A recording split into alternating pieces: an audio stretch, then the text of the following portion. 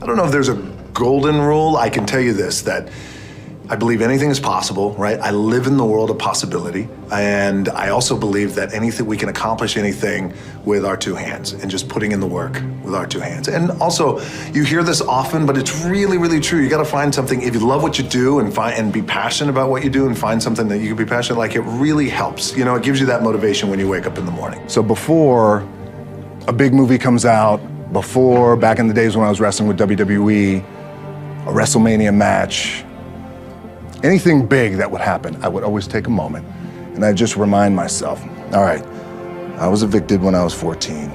We were kicked off the island. We couldn't live in Hawaii. Had no place to live. A lot of shit happened. Then when I moved to Nashville, I was arrested multiple times by the time I was 16 years old. Like, I remember that.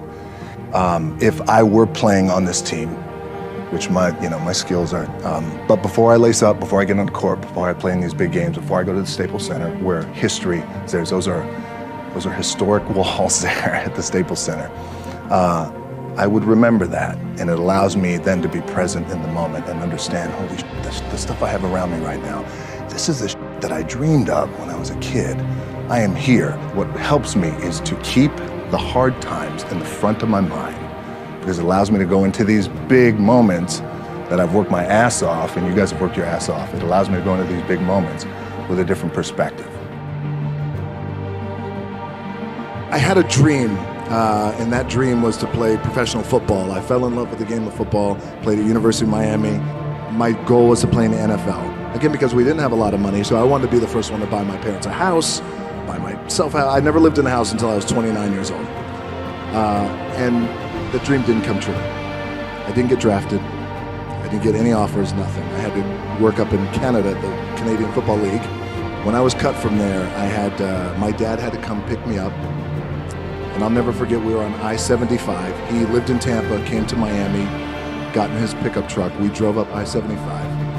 And I'm 23 years old. I am forced to move back in with my parents, which I was, because you want to tackle the world and you have all these dreams, and none of it came true.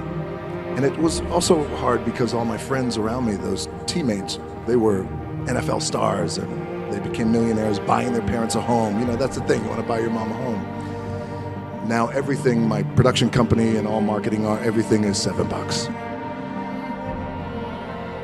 Really, the two things I want to say are, you got to be the hardest workers in the room, and don't fuck the opportunity up. The truth is, I really didn't know what I was going to say, because you guys are at the top, right? You made it, like, you're here, right?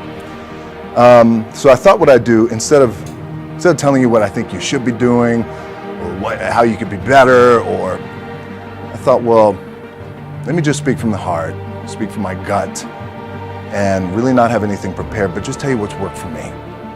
And maybe some of the stuff that's worked for me might work for you now, currently, presently, as you guys have your goals and ambitions, NBA championship, MVPs in this room, things like that. But then further on down the line, as you guys continue to live your life. The first thing I would just want to say is, this idea and this notion that you can be anything you want, you can accomplish anything you want, right? We hear that. You've heard that from the time you were little boys.